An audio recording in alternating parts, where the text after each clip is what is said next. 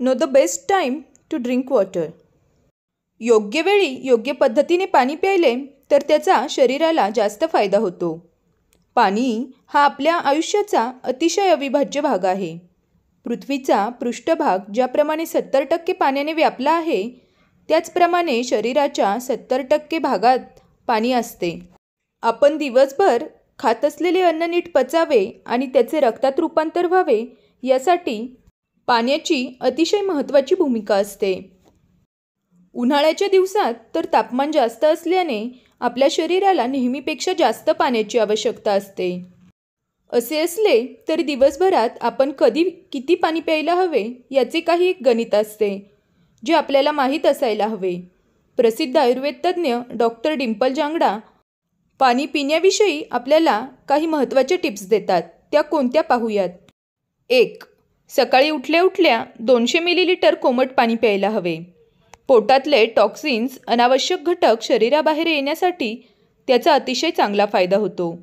या पाण्यात थोडे तूप, लिंबू किंवा चिमूटभर दालचिनी पूड असे काहीही घालू शकता. हे पाणी पिण्याआधी दात आणि जीभ साफ केलेली असेल तर जास्त चांगले. 2. अंघोळ करण्याच्या आधी 1 ग्लास पाणी आवर्जून प्यायला हवे. यामुळे रक्तदाब नियंत्रित राहण्यास मदत होते. तसेच शरीर शांत आणि थंड राहण्यास याचा चांगला फायदा होतो. 3. प्रत्येक जेवणाच्या किंवा खाण्याच्या आधी अर्धा तास 1 ग्लास पाणी प्यायला हवे. यामुळे पचनक्रिया सुरळीत राहण्यास मदत होते आणि शरीर जेवण घेण्यासाठी तयार होते. तसेच यामुळे वजन कमी होण्यासही मदत होते. 4.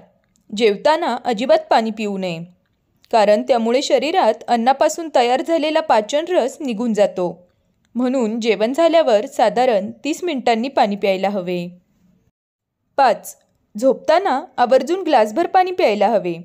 त्यामुळे कार्डियक अरेस्टची शक्यता कमी होण्यास मदत होते. कार्डियक अरेस्ट साधारणपणे पहाटेच्या वेळेत येण्याची शक्यता जास्त असते, पण झोपताना पाणी प्यायल्याने शरीरातील पाण्याची पातळी चांगली राखली जाते आणि रक्तदाब कमी राहण्यास मदत होते. अशा पद्धतीने पाणी पिण्याच्या वेळा जर आपण अवलंबल्या तर आपल्या शरीराला याचा नक्कीच फायदा होईल. धन्यवाद.